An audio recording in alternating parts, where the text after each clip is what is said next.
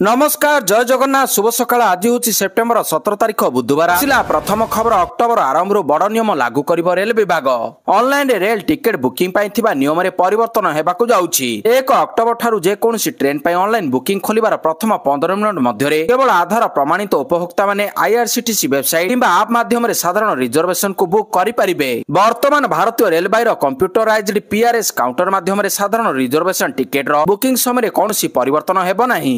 साधारण रिजर्वेशन खोलिबा परे 10 मिनिट प्रतिबंधक समय मध्य कौनसी परिवर्तन हेबो नाही। ए समय रे भारतीय रेलवे अधिकृत टिकेट एजेंट मानकु प्रथम दिन रे संरक्षित टिकेट बुक करिबा पय अनुमति दिया जिवो नाही। परवर्ती खबर आज सुस्थ नारी सशक्त परिवार कार्यक्रम। मोदी जन्मदिन में सुस्थ नारी सशक्त परिवार कार्यक्रम सूचना देले स्वास्थ्य मंत्री मुकेश महालिंग। कार्यक्रम जरिया तैयारी हेबो डिजिटल डाटाबेस। सेप्टेम्बर 17 रु अक्टोबर 2 पर्यंत चलिबो यह अभियान। 29,000 स्क्रीनिंग और 3,000 ऊर्ध्व स्वास्थ्य कैंप हेबो बोली कहिसेंती मुकेश महालिंग। स्क्रीनिंग तथ्य को नहीं डिजिटल डाटाबेस तैयारी करिवे सरकार। विभिन्न कैंसर ऋतुस्राव समस्या अपपुष्टि स्थिति नहीं हेबो जांच। এই অভিযান को मध्य प्रदेश शुभारंभ करेंगे प्रधानमंत्री। परवर्ती खबर अभिनेता वृद्धादित्य महांती असुस्थ एक घरोई हस्पिटाल भर्ती।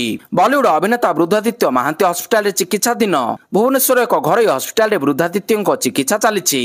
किछि दिन हम ज्वर एक कफ जनित समस्या रही तेज लंग्स रे संक्रमण जो देह अधिक खराब हेबा परे तांकु मेडिकल रे भर्ती करा जायछि। वृद्धादित्य विभिन्न प्रकार परीक्षा करा जाउथिबा जणा पड़िछि। परवर्ती खबर राज्य रे उद्घाटन हैला नवनिर्मित 913टी अंगनवाड़ी केन्द्र।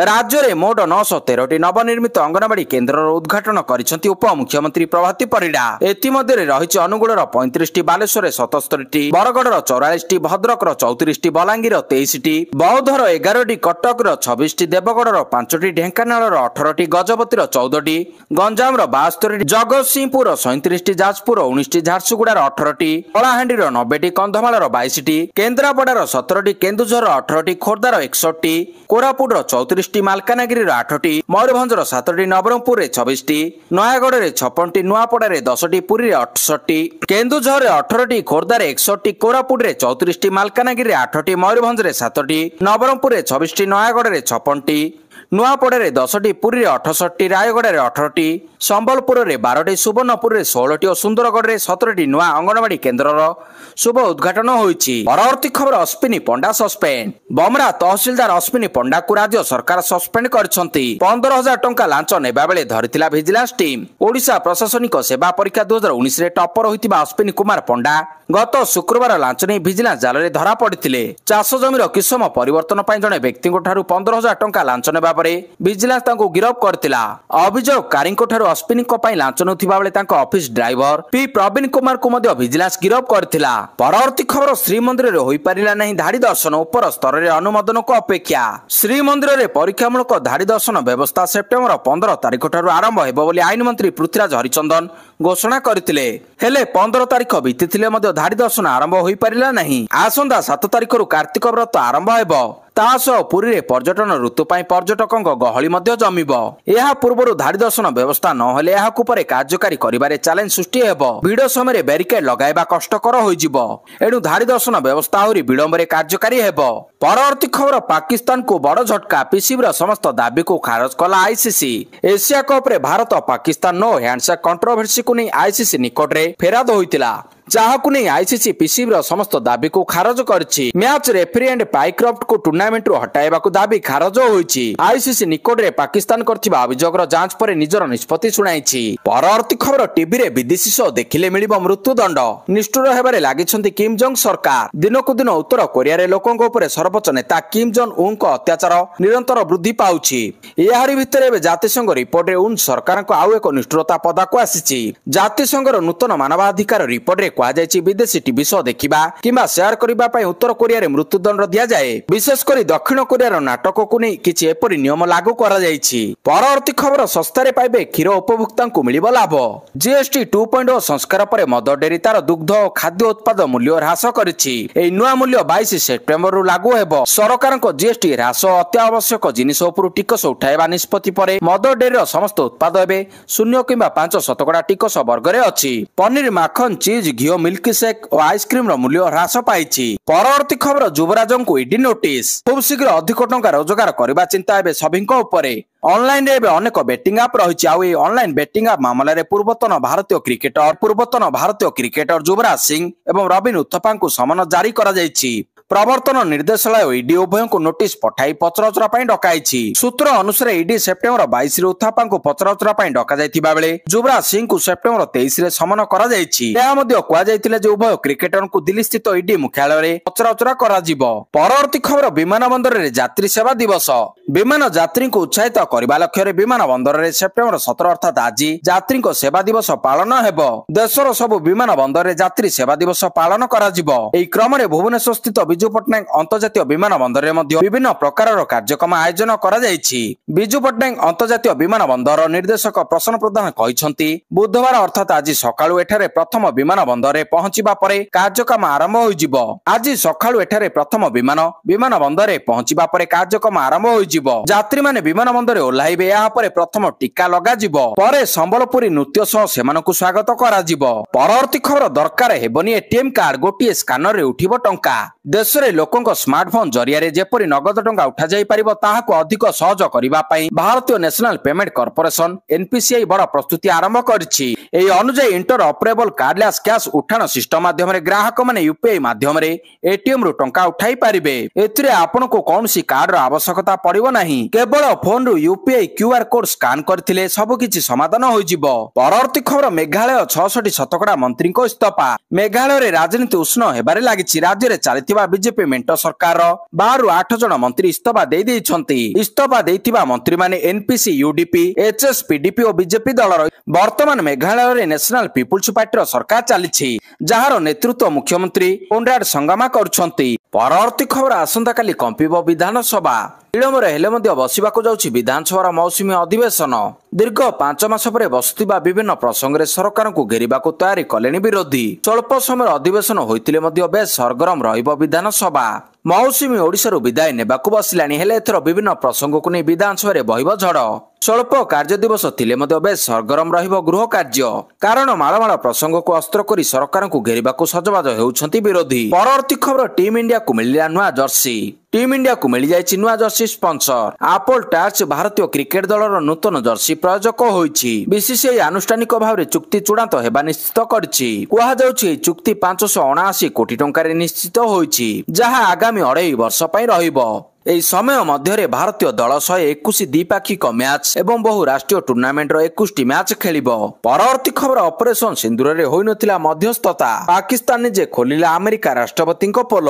ऑपरेशन सिंदूर बंद करबा को केही मध्यस्थता करि नथिबा भारत स्पष्ट करि सारिथिले मध्य अमेरिका राष्ट्रपति डोनाल्ड ट्रम्प को तुंड बंद हेउनी। 30 रु अधिक थर से ऑपरेशन सिंदूर बंद करबा पई भारत और पाकिस्तान मध्य रे मध्यस्थता करथिबा कोई लोक हसा होई सारलेनी। आ यारी भितरे अमेरिका तथा डोनाल्ड ट्रम्प को गेलापुओ साजिथिबा पाकिस्तान निजे ट्रम्प को मिछ पदारे पकाई देछि। पहलगाम आक्रमण ऑपरेशन सिंदूर को नै पाकिस्तान विदेश मंत्री इसाक डारन को प्रतिक्रिया आसीछि। से कहिसंती आमे भारत सह आलोचना करबाकू चाहूछु ले तांको तरफरु कोनोसी जवाब मिलु नाही। परवर्ती खबर ओडिसा रे उपनिर्वाचन 56टी नुआ मतदान केंद्र भोटर तालिका प्रस्तुत। ओडिसा रे नुआपड़ा विधानसभा निर्वाचन मंडली रे आसन उपनिर्वाचन पई भारत निर्वाचन आयोगक निर्देश अनुसार मुख्य निर्वाचन अधिकारी तत्वावधान रे 56टी नूतन मतदान केंद्र सृष्टि करा जायछि। मोट मतदान केंद्र संख्या 302 रु 358 को वृद्धि पाइछि। जोंथिरे सहरांचल रे 36टी और ग्रामांचल रे 322टी केंद्र रहिछि।